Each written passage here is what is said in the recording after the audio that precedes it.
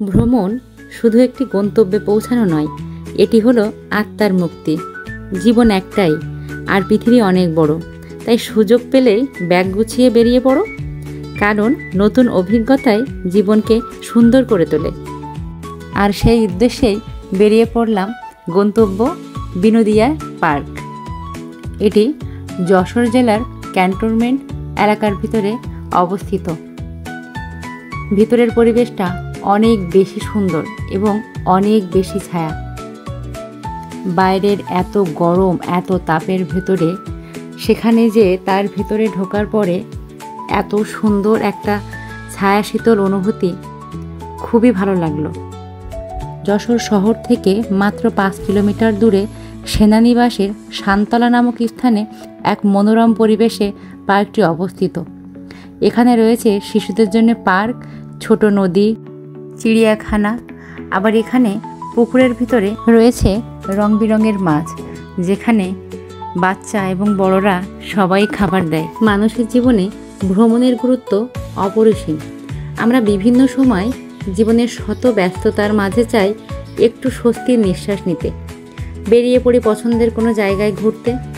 বিভিন্ন জায়গায় ঘোরাঘুরি বা ভ্রমণের সময় বিভিন্ন ধরনের স্মৃতি হিসেবে পিকচার তুলে রাখি, আর সেই পিকচারগুলো মেমোরি হিসেবে শেয়ার করি সোশ্যাল মিডিয়াতে। রঙিন মাছগুলোকে খাবার দিয়ে মেয়ে আমার ভীষণ খুশি। তারপর সে সেখান থেকে চলে আসলো অন্য কি আছে সেটা দেখার উদ্দেশ্যে। কোনো পার্কে গেলে তার ব্যস্ততা ভীষণ রকমের বেড়ে যায়। মনে হয় যত দ্রুত সম্ভব তাড়াহুড়া করে সব দেখে নিতে পারলেই ভালো হয়। এরপর আসলো চিড়িয়াখানায়।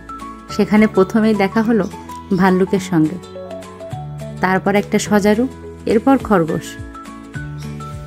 এখানে একটা চিতাও ছিল, আরও ছিল ময়ূর, বেশ সুন্দর দেখতে, কিন্তু পেছনের কোনো পাখা ছিল না।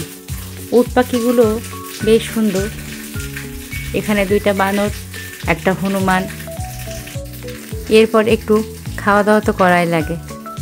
মেয়ের বায়না আমার চটপটি খাবে, সাথে তার মামা এবং মামিও ছিল। আমি একটু আম মাখা নিয়েছিলাম। সব খাওয়া শেষে আমরা অন্য দিকটা ঘুরতে বেরিয়ে গেলাম। ভিতরের পুরো পরিবেশটাই মনোমুগ্ধকর ছিল। এত বেশি গাছপালা, পুরো পরিবেশটাই ছায়ায় ঘেরা। মন ভালো করার জন্যে একটা উপযুক্ত পার্ক এটা। এখানে ভিতরে আসলেই মন ভালো হয়ে যায়। সব কিছু দেখা শেষে আমরা আস্তে আস্তে বেরিয়ে পড়লাম। আপনি যে জায়গায় ঘুরতে যান না কেন, তা আপনার জীবনের নতুন একটি অভিজ্ঞতা হয়ে উঠবে।